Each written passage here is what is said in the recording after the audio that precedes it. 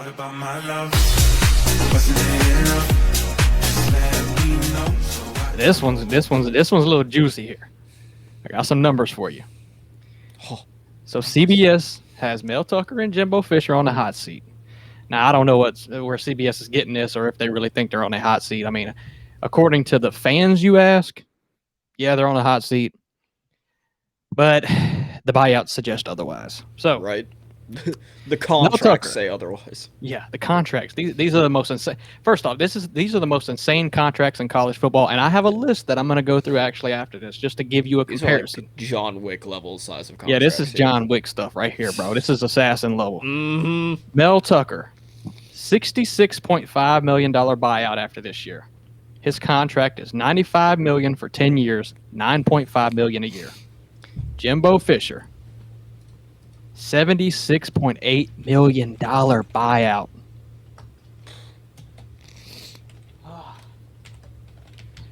A&M down bad, bro. Yeah.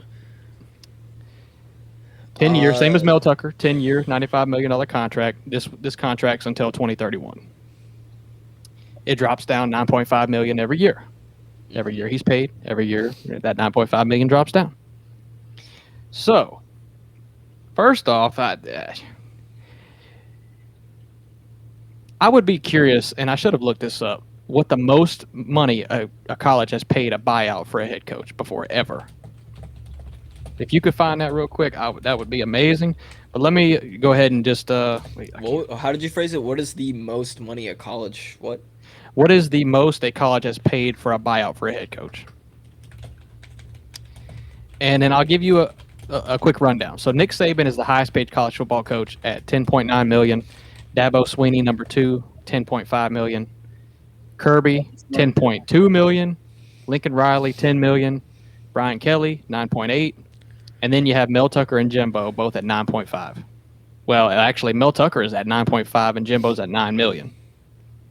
Then you got Ryan Day, Josh Heupel, James Franklin, Jim Harbaugh, Luke Fickell, Mike Gundy.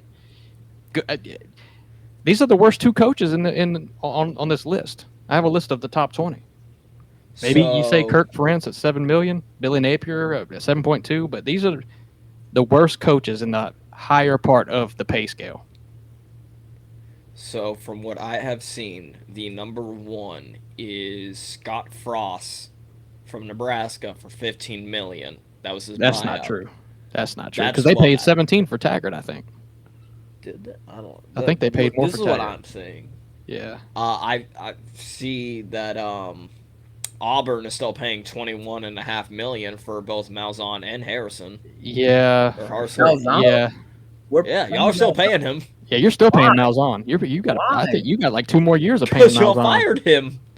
Yeah, Yeah, Malzahn's was I high. thought- Malzahn's was like at 60. I think. didn't think we were still paying him though. No, y'all still paying him.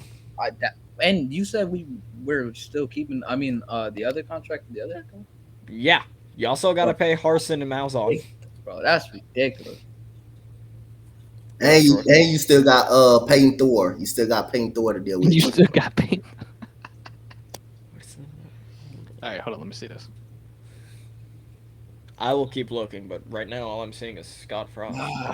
And the crazy. Yeah, I guarantee you there's one higher than that.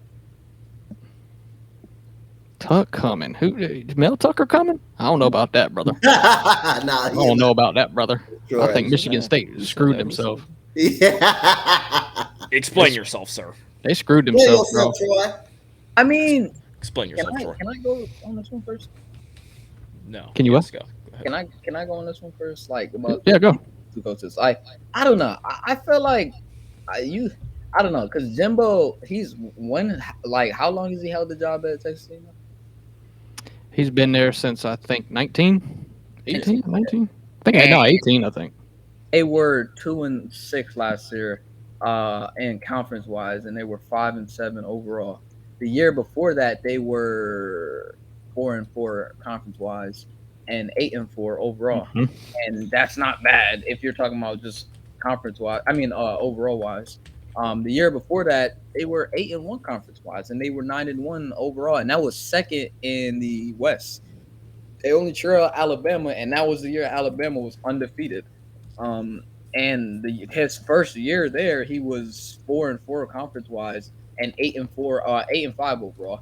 I don't think it's fair to say this guy should be on the hot seat after having one bad season.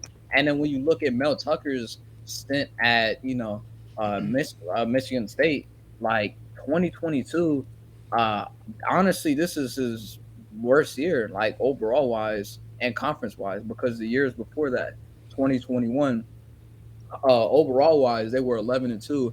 Conference wise, they were 7-2. And then the year before that, let me check this one. They were no. His okay. So in 2020, they were 2-5 overall and 2-5 conference wise, and he's been there since 2020. So he's only been there for like a couple years. And he's only had 2 bad seasons with 1 good season. I think if we were talking about these two, who has a higher chance of being on the hot seat more, I think it's Mel Tucker. I think Jimbo has a higher chance of not getting fired because his record just since he's been at Texas A&M has been much better than Mel Tucker. Yeah. Yep. I mean, I'm going off of just based off of the fact that what's his face? Jimbo had the number 1 class last year. I mean, you kind of got to let that develop a little bit. Yeah.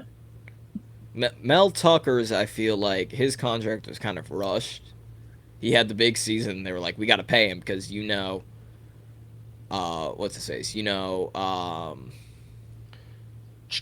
Tucker had other. I couldn't think. Tucker had other job opportunities. There was talks about him coming to Florida, coming to other schools. Florida was the only one I could think of off the top of my head. They're like, we got to lock him in now. Other than that, kind of that big year, wasn't really much. I feel like the Tucker contract, in my personal opinion, the Tucker contract was kind of rushed in. Jimbo Fisher, either way, none of these guys are going to get fired. There's no way they're getting buyed out. No. But Jimbo Fisher, I feel like shows the most promise with having that number 1. Yes, a couple of them just got the bag, played a year, and transferred out.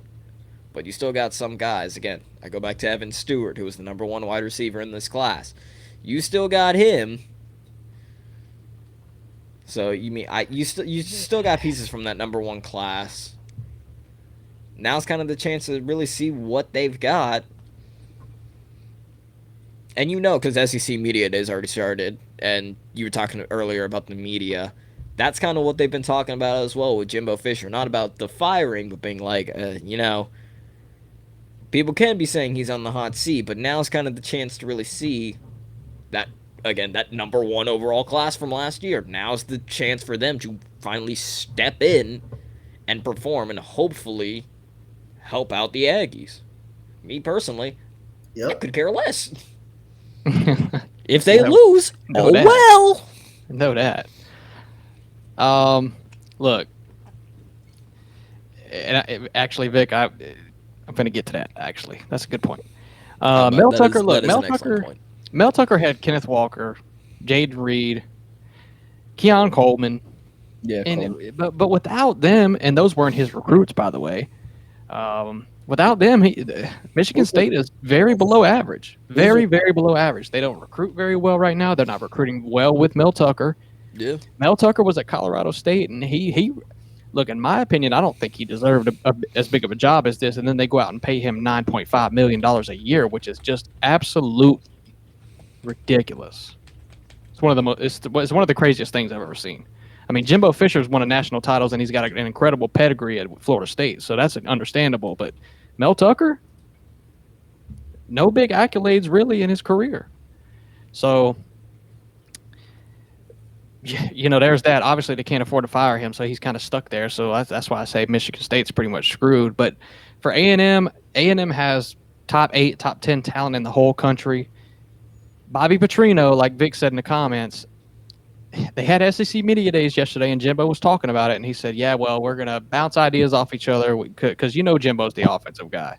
Yeah. We're going to bounce ideas off of each other, and some things he does I like, some things he does I like, and then we kind of work together.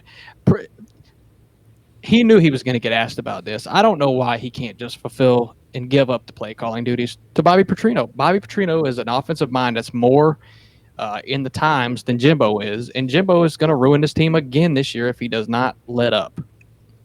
So It's in Jimbo's hands, man. Of course, I don't think he's on the hot seat just because it's so much money to fire him. But you have an opportunity to go 5-7 again by not giving up play calling duties. And if he does, how long is he going to give those duties, those play calling duties up if it doesn't work out? So, Bro, you're crazy. I don't know. You're crazy for that, bro. What? This dude in the zone and podcast, bro, said Michigan What'd he takes Michigan taking it all this year. Come on, They bro. could. They could. That ain't too crazy. Hell That's no, not that bro. crazy. That ain't is too not- crazy. I don't have them, but that's not that crazy. I'm sorry, bro. Listen, I it's can his never opinion, bro. on Michigan, bro. I'm sorry. I just could never let up on them. Did you They send do your it. your top 4 playoff in? I don't think I did. No, Yeah, you okay. didn't. Then there we go. Let's just go. Coach. What about you? Oh, you talking about on the Mel Tucker situation? Yeah. Yeah. Well, I say I agree with Sora what he said on A&M. They've been having a #1 recruiting class. Some of them was out of here in Houston, but otherwise, last year after they lost to Appalachian State, I think that was a hell of a big loss last year because after that, that's when the team kind of fell apart after that Appalachian State loss pretty much. The players start acting crazy, acting a fool. He lost the locker room late last year. He had a quarterback. He had to go in between the quarterbacks, battle with the quarterbacks, whether if it was Hayes King, and Max Johnson. And then Connor Wickman was actually the starter.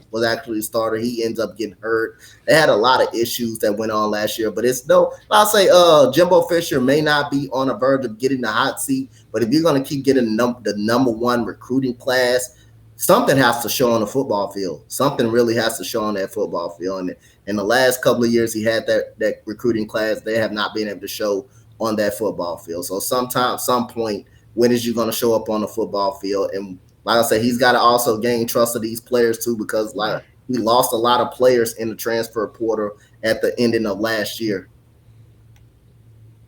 Yeah. Yeah, that is true. It's gonna be interesting to see both of them, but again, I feel like it was kind of the clear consensus that Jimbo Fisher's probably gonna have the more success out of the two. Yeah, I 1000% agree with that. Like 2 seasons. There's too much talent on that team. 2 seasons where Mel Tucker isn't great. In the stint of 3 years. Like if he does bad again this year, that's 1 out of 3 years that he's been terrible as a head coach. Because he's had 2 seasons where he was like bottom of his division, or not even just the conference, bro. His division, like bottom of the depth chart. And Jimbo, since he's been there in 2019, he hasn't had bad seasons. He's had more good seasons than he has bad seasons, like overall wise and conference wise. Yeah, and I mean Aggies don't really have that bad of a schedule. I mean, they start off New Mexico, Miami, Scrimmage. LA Monroe, Auburn, Arkansas. It gets tough here with Bama, Tennessee, lose to Bama, South Carolina, Ole Miss, and Mississippi State, but then ACU and A&M. So Hey, man. Late September to October, it's tough. It gets tough for them. But Hey, man. Jimbo beat Bama. And I'm then about to turned say around Fishing. and I know lost 24 to 20. I know Fishing is mighty high on A&M. I remember Lost last 24 to week's show. 20 to Bama. Not by Yep. much. I'm saying Listen, he knows how to play Saban tough. They actually was driving down the field to Hayes King, decided to throw the ball in the wrong direction. All right. He said, "Oh wait, That's right. I hit the wrong button, coach." And people forget when Connor Wegman came in. I just hope Jimbo doesn't ruin this man. But when he came in for the one game he did, he threw for like 370 yards. Yep. Honestly, this year with Bama, like I still have them being really high. Like I have them as the runner-up in the SEC, but they're just gonna look weird at the quarterback. They're gonna lose two games minimum. They're just gonna look so weird, bro. Because like now you don't have Bryce. Like Mac Jones was like he was good enough to win you games, and Devontae bailed him out. Like Jalen Waddle bailed him out. I was about to say he had like a lot of good receivers. And then the year before, who was the quarterback before Mac? Tua. Tua was really good. At Alabama. He was I know. good when his ankles held. That's never mind. I'm not getting this conversation.